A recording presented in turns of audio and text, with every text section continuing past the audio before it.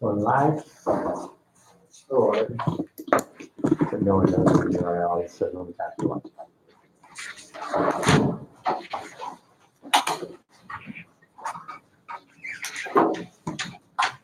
so I guess one thing I didn't look up is why locally flat is the same as smooth in low dimensions. Does anyone know why that is? It's not easy. It's not easy. Do you know who's to whom it's due, or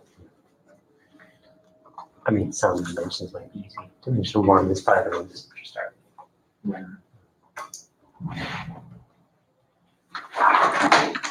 Okay. Does anybody have any questions? What is the meaning of locally flat? Only more pictures.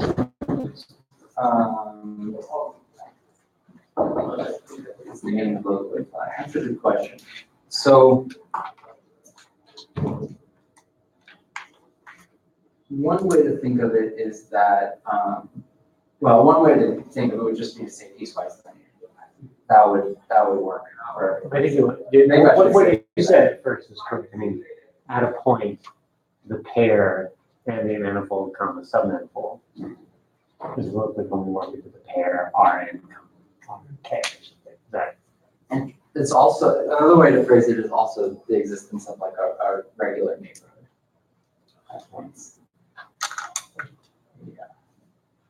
And maybe I should have just said piecewise linear. That's probably the more standard way to do it. So anyway, this is just to be a little bit more specific about what exactly the Schoenflies problem and theorems and conjectures are. So Schoenflies actually did prove the Schoenflies theorem. He proved that every piecewise linear curve in the plane bounds on a disk, or what did I say? Yeah, n equals 2. That's right. And then Alexander did it up a dimension, and then in the 60s there were 2 independent proofs, or this time 2 independent proofs for basically all dimensions. So these proofs might even work in these dimensions. I don't actually know. Oh, what I was going to say that it looks like there's a nice write-up of it by Andy Putnam.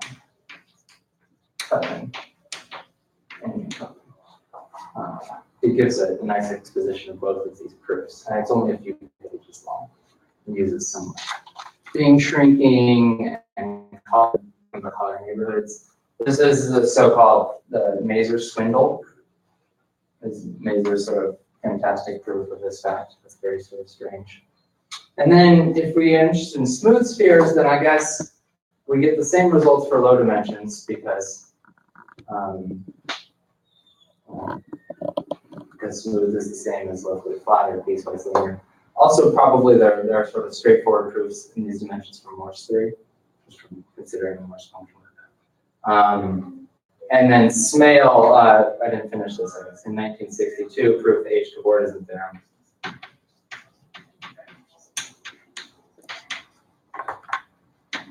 Which takes care of n greater than or equal to 5. So, of course, still open is n equal. Still open is n equals 4 in the smooth category. And this is related to the 4-dimensional point curve conjecture. Bounce a ball the same as equivalent to saying bounce 2 balls. Yeah. Okay. That's right. Okay. So I guess we'll pick up where we left off. So last time, basically, what I've done is sort of introduce some very basic notions about knots and links, including what a connected sum was and what a split link was. And so I think what I'm going to do today is give some examples of important classes of knots and links that are going to show up throughout our series. And yeah, so that's the plan. We'll see if we get to do more topics. So some examples.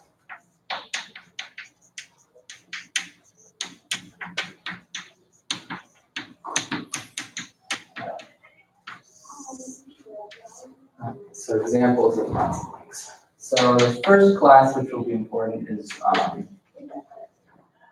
forest links. which are generally denoted TPQ. Okay, so how are we gonna build these guys?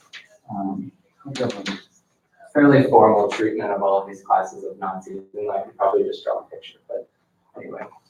Let's consider the unknot U in S3, and we'll let V be a regular neighborhood of U, and we'll let T equal the boundary of V.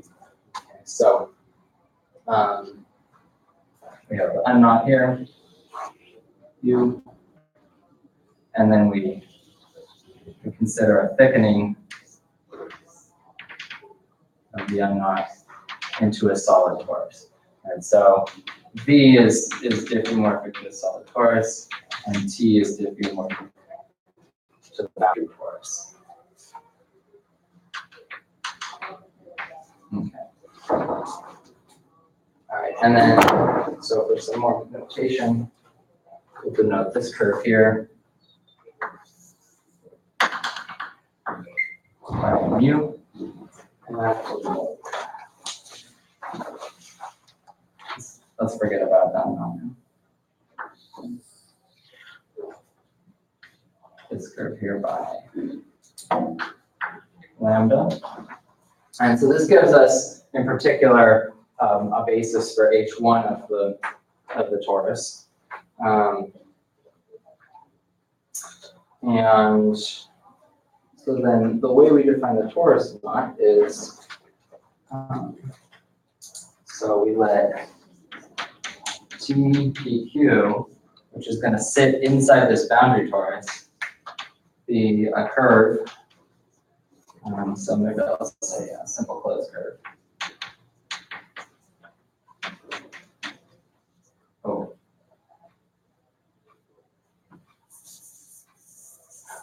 Let this be a collection. Back up again. Be an embedded collection of simple closed curves.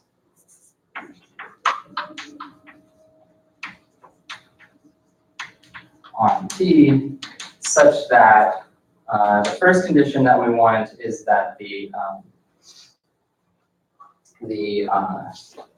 let's say the algebraic intersection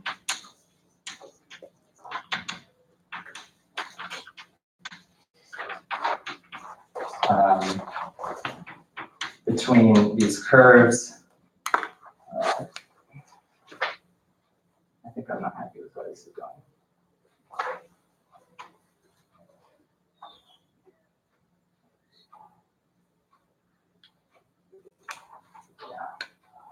Let me change this.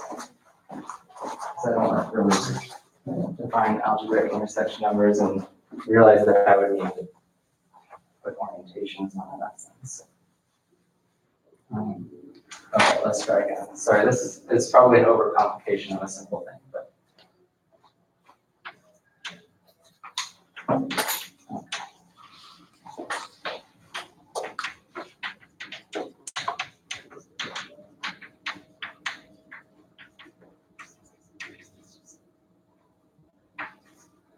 So the embedded collection of simple closed curves, such that we'll write it this way.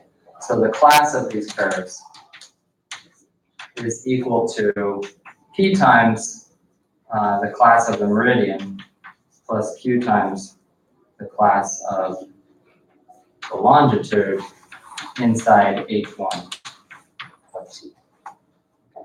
H1 of T is isomorphic to Z plus Z, where this is generated by mu and lambda, and they can move. Okay, sorry. That was overly complicated. And I'll also note, just because it will be, it will come up later, this, okay. So this is also, okay. If TPQ is connected, this a little bit trickier, it's just because I'm trying to consider links as well. Then the curve is called a PQ curve on T. Okay. A connected curve in this homology class is going to be called a PQ curve on T. And that'll come back when we start talking about Dane surgery. Not too long. Okay, so I guess an obvious exercise, then easy exercise that you should think about is how many components does TPQ have? And then maybe a slightly more complicated exercise would be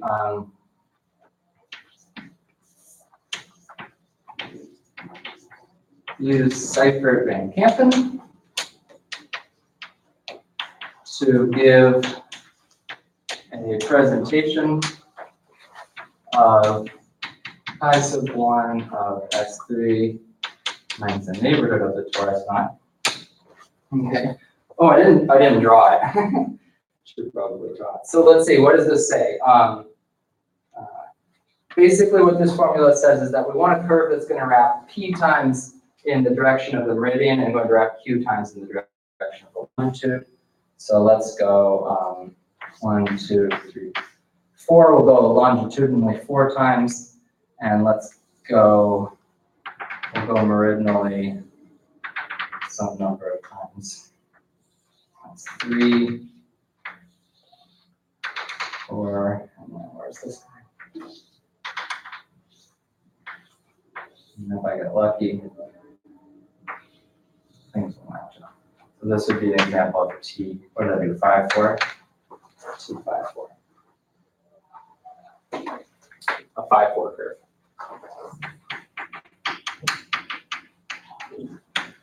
Of course, so the 5, 4 curve sort of emphasizes the fact that it's a curve on the torus. The writing it as a torus knot T, 5, 4 represents the fact that we're actually now considering it as a submanifold of S3 as an outer link in S3. So now we consider it up to ambient isotope. Okay. So use this definition of the torus knot to calculate a presentation for its group of its complement. And then there's a second part to this, which is find a geometric representative, so a curve, of the central element. Okay, so this group has a non-trivial center. It's isomorphic to Z, and you can find a generator of that. And you can think about a curve in free space that represents that center. It's kind of a fun exercise. Okay. Center means commutes with everything else. Yeah. Yeah. So central element being an element that commutes with every other element. And it should that second part's actually not hard once you get the right. Okay. All right. Okay. So that's the first class of links I want to keep in mind. The second class of links, which I'll talk about in less detail, are called satellite links. I always say links because I sort of want to work in generality, but really I'm almost always thinking about knots. And saying knots and links over and over again seems a little. Okay, so maybe I'll just sort of give a schematic of how we think about this. So we sort of fix a knot. This will actually be a knot in S3. So let's go ahead and do that. And we'll fix this one. And we'll let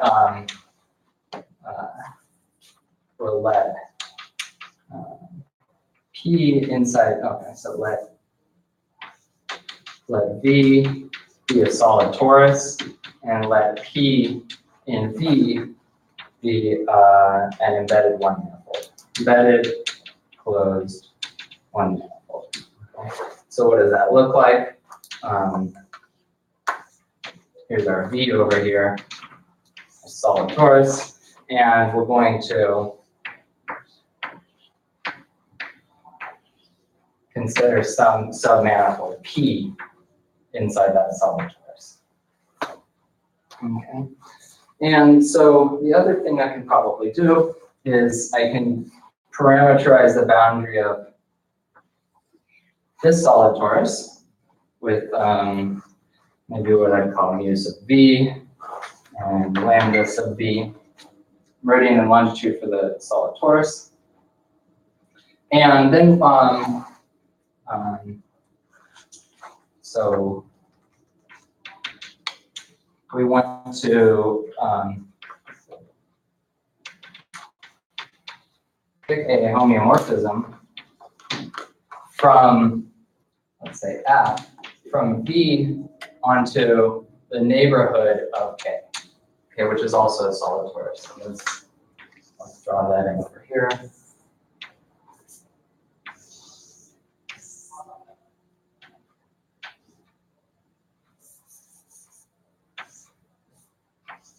Okay, so we have this thickening of K.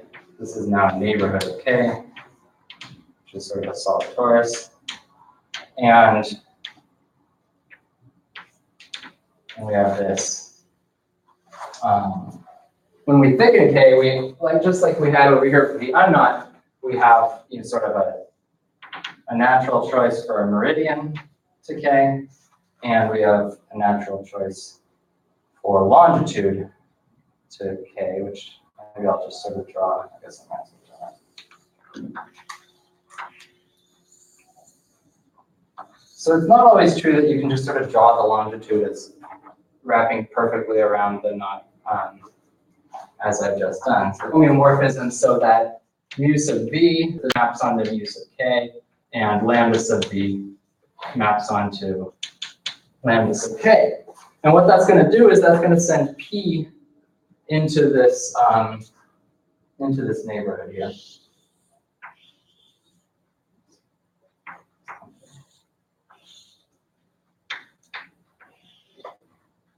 if I can manage to get my class right.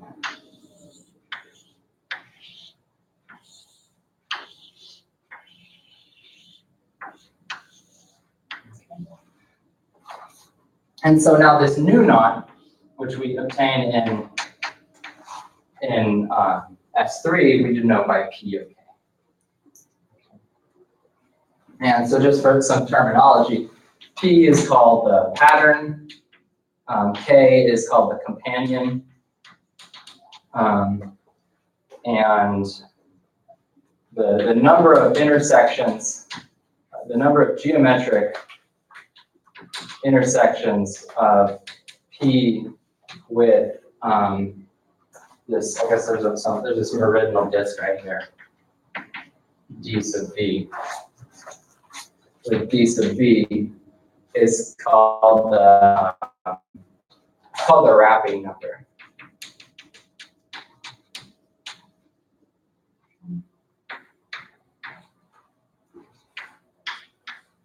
So this is 2, 0. So this would have wrapping number 2, and then the algebraic intersection number of P with P sub V is the winding number.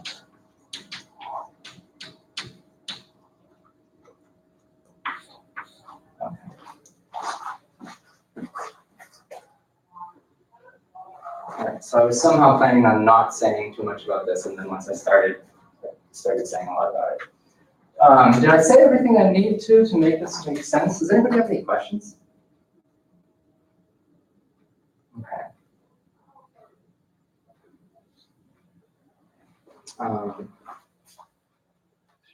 What's DV? DV was a meridional disk for the solid torus. Good question. Yeah, that came in late.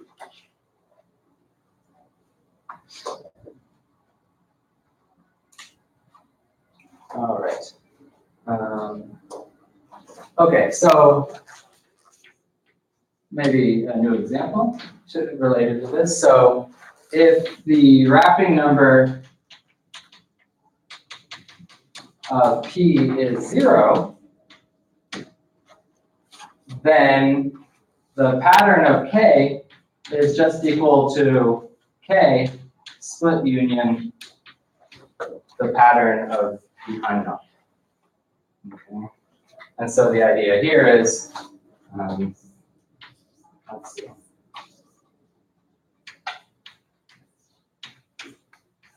If this is my neighborhood of K again, if I have wrapping number 0, that means there's some meridianal disk which actually misses the pattern, which means the pattern is just, it's just contained over here. Some little thing. It's contained in a ball inside the solid torus. And that would have been the same thing. We would have got, oh, sorry, what is this thing? Oh, it's just the pattern view. I don't know where that came from. It's just the pattern view. So this would have been the same thing we would have done if we had just taken the pattern view. Okay, the knotting didn't matter. So this is pattern view, and this is pattern view. Okay. And then example B is if the wrapping number of P is 1, then the pattern of K is K connect sum the pattern of U. And so the idea here, again, is to draw a picture.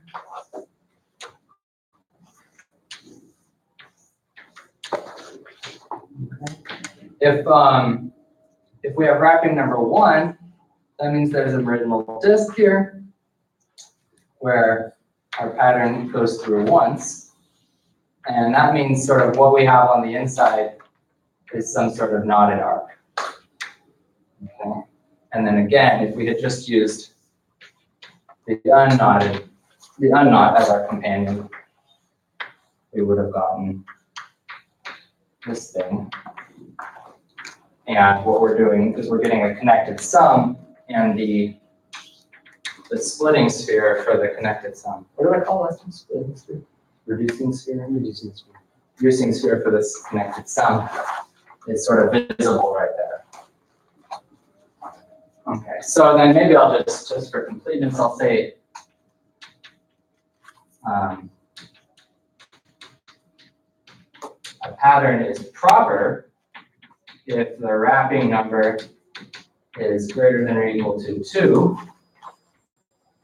and a satellite knot is proper if the pattern is and K is not the unknown.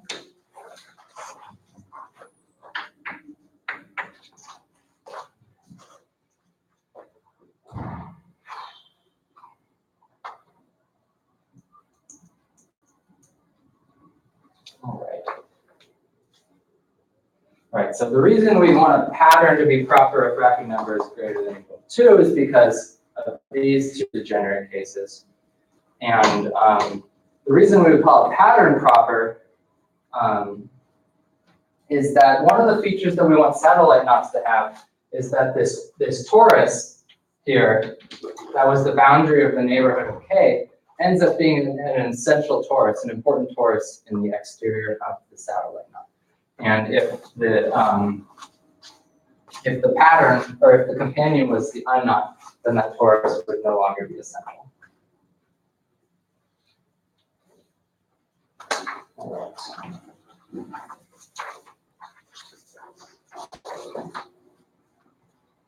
Okay, questions? Can you give an example of when the wrapping number and the winding number are different? Yeah, right here. So good, that's good. So the wrapping number is easy. You just sort of look at all these disks and you see what the sort of smallest number is. I guess I should have defined it. Did I define it as a minimum? So this should be the minimum number of geometric intersections among meridional disks, or if you isotope the pattern around minimizing this intersection geometrically. And I guess that doesn't have to be a minimum. But okay, so the geometric one's sort of easy to count. You just look at what's the fewest number of threads that's going through any given point. For algebraic, you do the same thing, except now you want to count them hitting this disk with sign. Okay. So if you think about now putting an orientation on your pattern, well, because this one sort of loops back, what we see is this goes in, but comes back out. So that would be counted with a plus and a minus. So this one has algebraic, has winding number 0. So it depends on vividly, so that it's not like we're able to isotope the node and get rid of plus and minus in that sense. No, you can't. Yeah, you won't necessarily be able to isotope them, right? You could this is like an algebraic characterization. So if you sort of started undoing crossings of your pattern, then you would be able to do that. Okay. So I guess one way to say it would be it'll have after some number of crossing changes, you can make algebraic and geometric or wrapping and winding numbers the same, but not necessarily.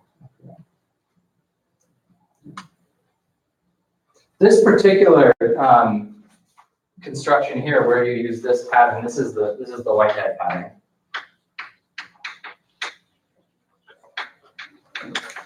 And this is then called the Whitehead double, or just the double. Okay, so a lot of times in the literature, you'll see people talk about doubled knots, right, or Whitehead doubles of knots. There's a lot of important things related to them that we may or may not actually talk about. So, okay. So one nice thing about going through the trouble of introducing satellite knots is that I can then assign some fun exercises involving satellite knots, which is what I'll do. But maybe first up, just so we know that we get through it, I'll talk about one more class of links. What are we on, 4? So let's talk about rational links. And these are often written K C over D. All right. Before we move on to any other questions about torus knots or satellite knots?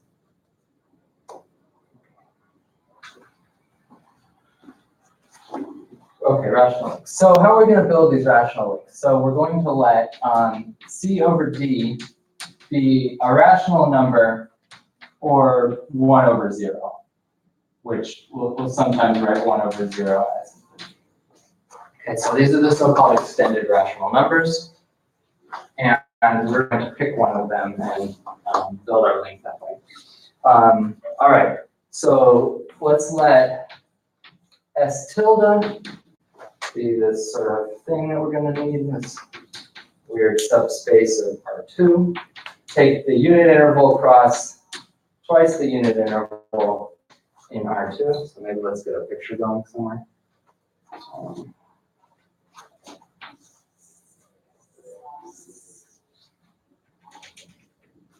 Okay, 0, 1, 1, 2.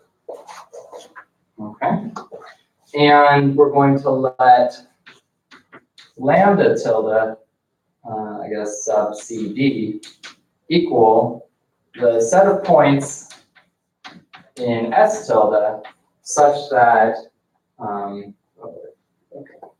Cx minus dy is an integer. Okay, so let's look at what that looks like. Let's do the example lambda tilde 5 over 2. So this is just lines. This is just lines of slope C over D that intersect the integer lattice. Okay. And so when we restrict these lines to the square, we're going to get something, let's say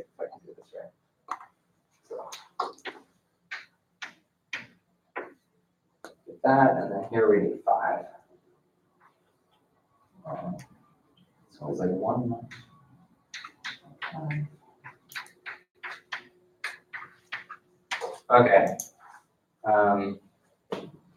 So I guess the way you think about this, if you want to try it at home, I always have to refigure this out every time I do it, is I've split this into 2 segments. I've divided this interval into 2 segments. I've divided this interval into 5 segments. That's where the 5/2 comes from. And then we just get to connect, having done all that hard work. We get all these lines. Okay. Kind of strange so far. So then we're going to let the pair S lambda CD equal be a quotient space of this. So it's going to be S tilde lambda CD tilde mod this equivalence relation, which I guess is also a tilde. And the equivalence relation is given by, let's see. So what we're going to do is I'm going to identify the top of this rectangle at the bottom. So x0 will get identified with x2. And I'm going to identify these with these. And maybe these with these, I'll make these 2's. So I'm essentially going to fold this in half. So what does that look like? That looks something like, right down here. So 0y gets identified with 0, 2 minus y, and I guess 1y gets identified with 1 minus y. So this looks like folding this thing in half. Okay. So then the result is we have sort of the front face coming from here, but now we also have a back face. And then,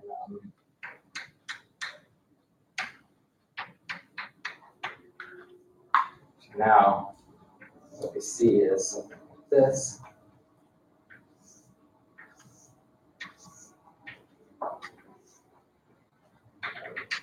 We also have segments like that.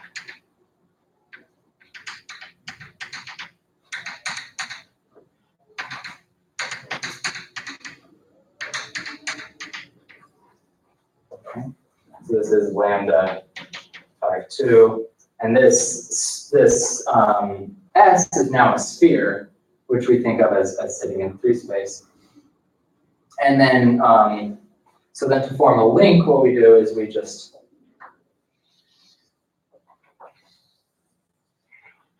cap off top and bottom. We attach an arc on the outside of the sphere, going from top right corner to top left, and similarly down here. And then, I guess if these also become blue, they become blue and they become not. That's the not KCP, not or link KCP. Okay. So exercise. When is, or I guess maybe more general, how many components does KCP have?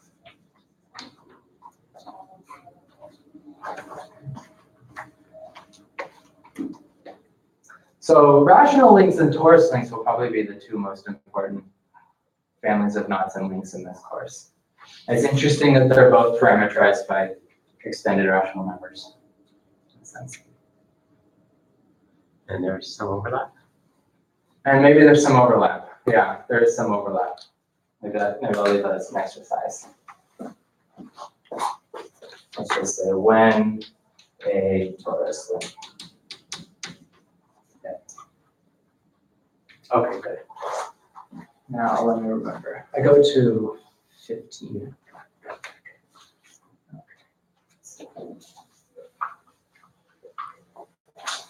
Okay, any questions about that construction?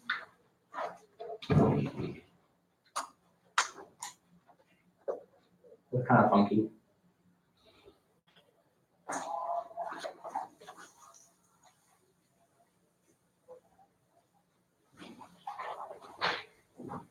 Do you know historically if that's the original?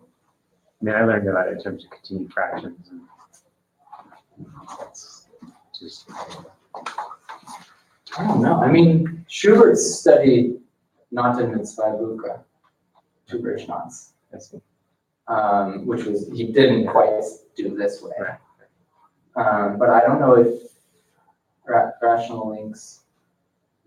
So then Conway was the one who classified rational links in isotopy using continued fractions.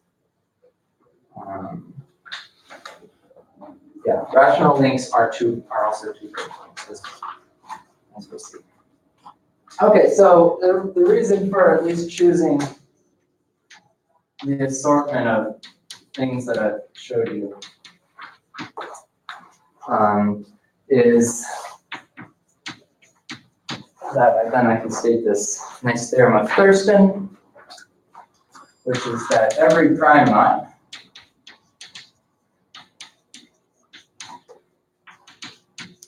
is either a torus knot, a satellite, I guess a proper satellite knot, I will say,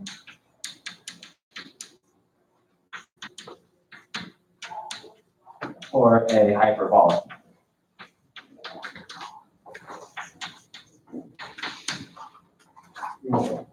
Yeah, maybe I should say this adjective proper I don't think is used a ton. Although after I planned these lectures, I started looking in Cromwell's book. So let's see.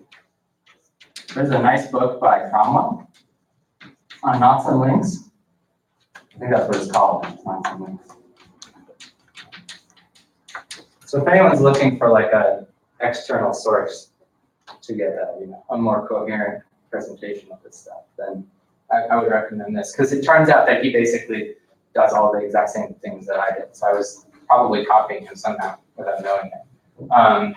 But in particular, he talks about these proper knots. Anyway, so Thurston proved that knots, prime knots, can sort of be broken up into these categories. And so now what we'll see, I guess, with some exercises that we've seen examples of each. We had the torus knots. We've seen what a satellite knot construction looks like.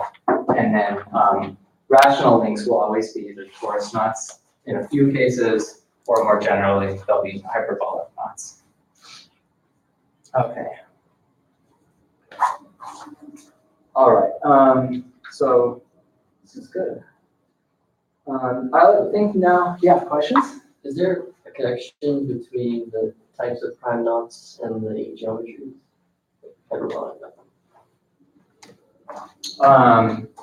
Let's see if I can answer that question correctly. Well, the exteriors of torus knots are cipher fiber spaces. The exteriors of satellite knots have an essential torus. So that means they don't admit geometry. I think this must be what this says. I'm wondering if a cable of a torus knot. Yeah, I think they don't admit geometry. And then hyperbolic knots admit hyperbolic geometry. So only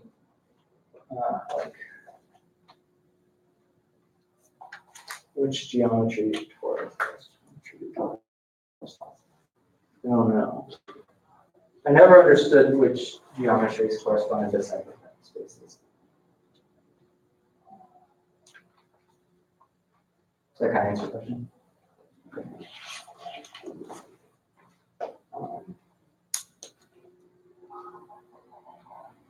Okay, any other questions?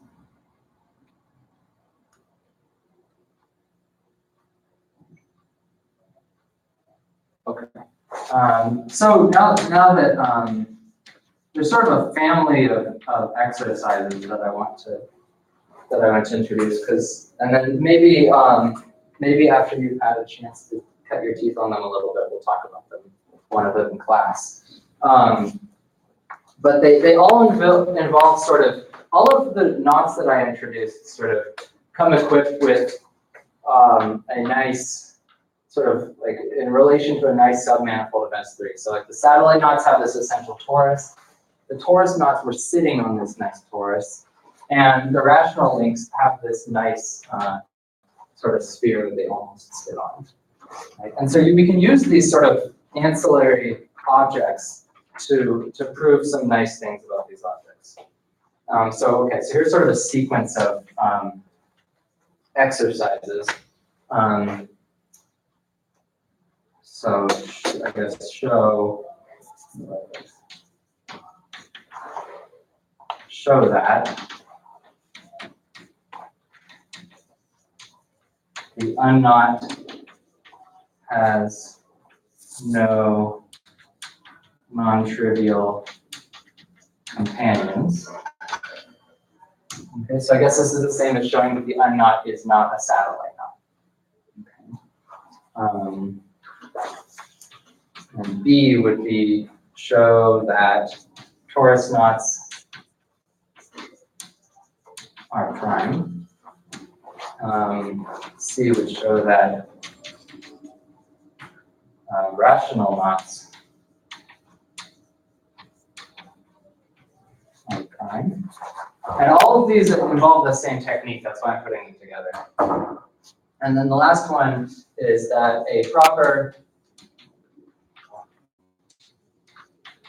satellite knot is prime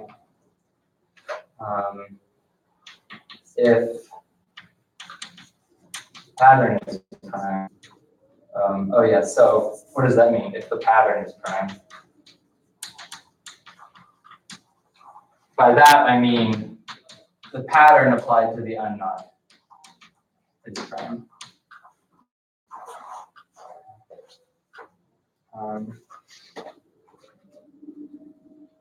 Okay, let me make sure that I've collected all of them. Okay, and so the idea here, maybe we'll come up here for the idea.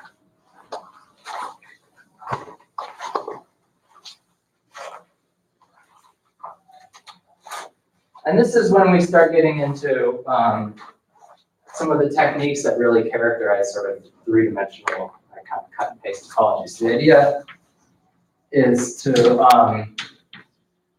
consider the intersection of a sort of supposed reducing sphere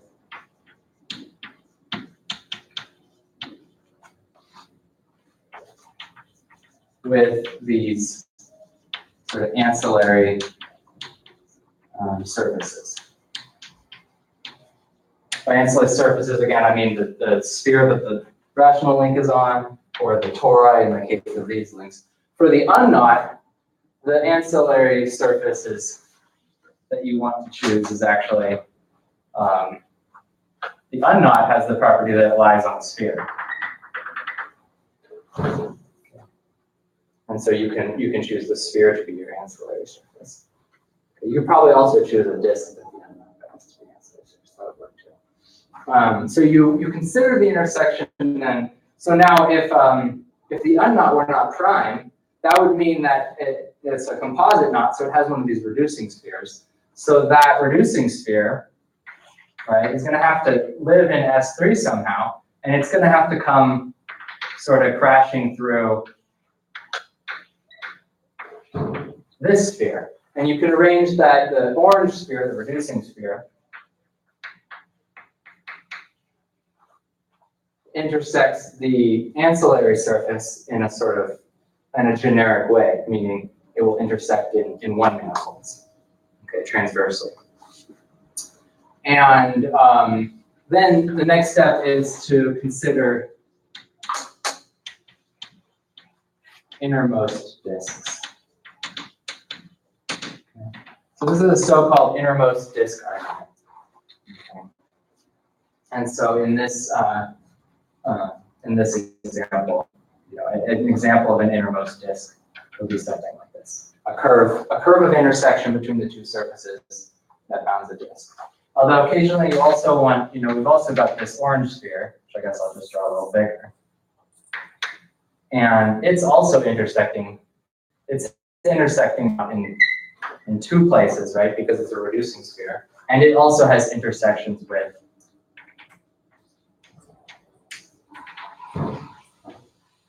the white sphere or the white surface. Okay, so it may be on occasion that you want to consider one of these analyses.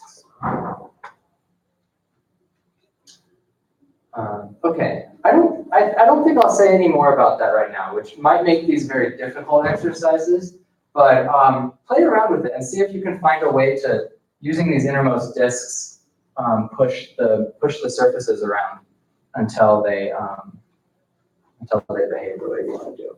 You want them to. Maybe I guess one more thing I'll say is that this will definitely use the Schoenfeld zoom. Okay, so you'll use the fact that whenever you see a sphere in S3, it'll bound a ball, it bounds a ball to either side. Okay. And then I think at some point we'll definitely talk about some of those proofs.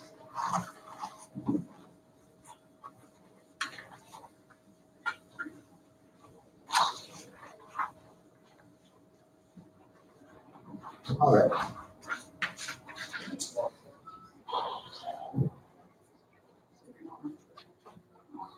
Do I have about 3 minutes left? Is that clock more or less right? Yep, 3 minutes.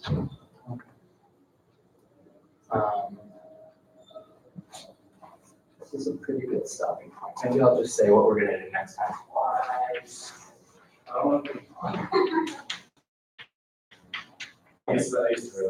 Okay, so next time what we're going to do is we're going to consider a height function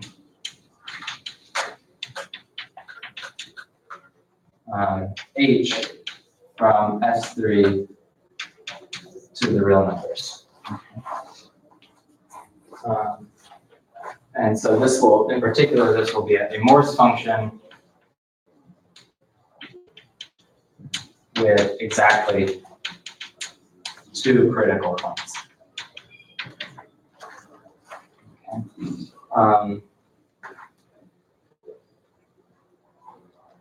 Okay.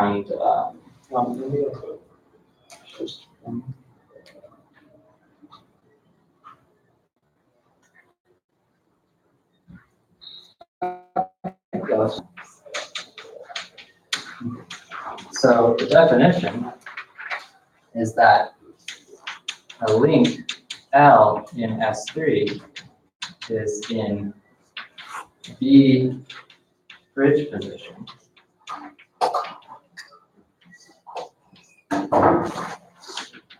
if the restriction H sub L from L to R is Morse and has B maxima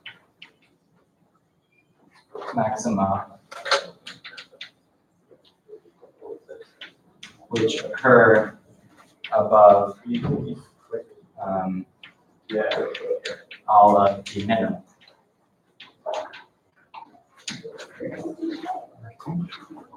So just to draw a quick picture. So this would maybe between now and next lecture would be a good time for anybody who hasn't seen it before to just take a quick look at just the basic ideas of what simple Morse functions are. But the idea is that we were going to take our knot, so maybe we have a knot that looks like this, something like this. And what we're going to do is we're going to straighten it out. We're going to sort of isotope it so that it has its max. Let's see, what is this? Under. We pull that down so it goes up here of all of the minima. So this would be a 3-bridge position.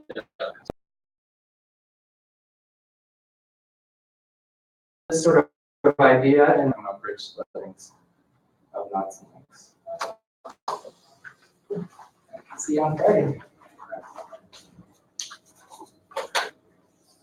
Any questions? The stream is